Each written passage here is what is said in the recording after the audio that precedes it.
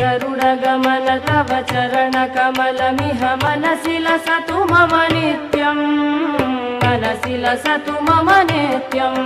मम तापमपा गुरुदेव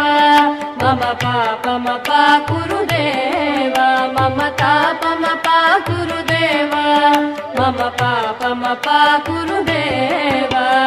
जलजनयन विधिनमुचिहरण मुख विबुध विनुत पद पद्मा